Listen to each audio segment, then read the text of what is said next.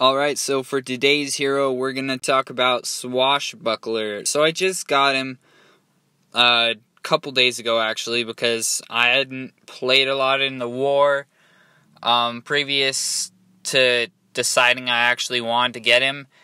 And then before that, I had been using my tokens on other heroes, so it got delayed a little. But now I finally have him, and so I can show you all. He's actually a really interesting hero, as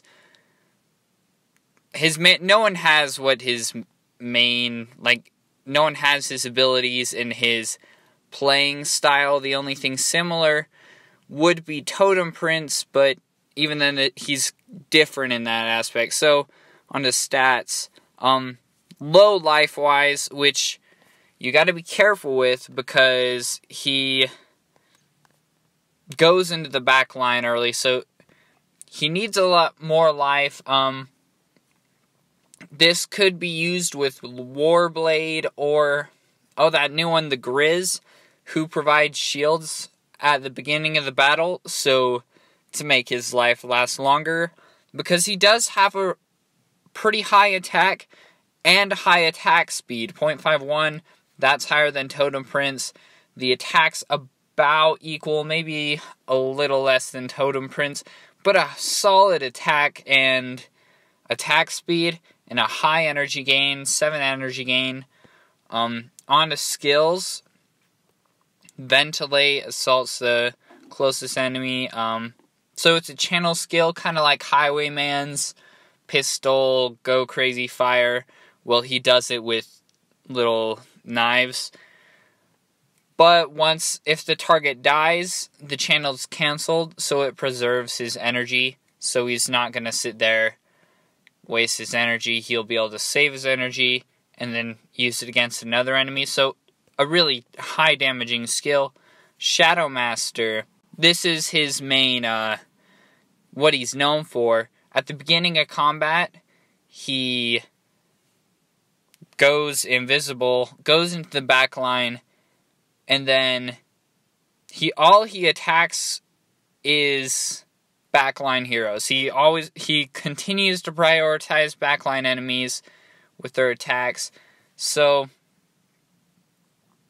he kind of ignores that whole threat deal. He won't turn around and go and attack the frontline hero. He likes to attack the backline. So he sneaks back there, attacks, and he goes. Now, this is one of the skills you need to have leveled up, or it has a chance to fail. This is also why his low life, this is where it gets him, because he's sitting in the middle of the back line causing some trouble, and people don't like that, really. Sapping Slash strikes his target, dealing a ton of energy, actually, or a ton of damage, and reduces the target's energy by 25. This is really nice against Princess Portal, Hex Witch, anyone who you really don't want their skills to fire off. This is useful because he can kind of negate that and take it away. He could also be used kind of wisely with Mystic Punk. I know I don't say that a lot because you don't like Mystic Punk, and mine's terrible, but Trickle Down Energetics, he steals energy from the enemy with the most, then Energy Sap, he steals energy, so him and Swashbuckler together could really slow down the enemies as far as being able to fire off skills, basically rendering Princess Portal, Grizzletine, or whoever, kind of makes them useless, which is really nice because they need to be countered. So he's a really good hero as far as that. And then Nimble, this is what Elder Mohawk has, I think, a few other, but he dodges an attack every 3 seconds. This is really useful because of his lower life.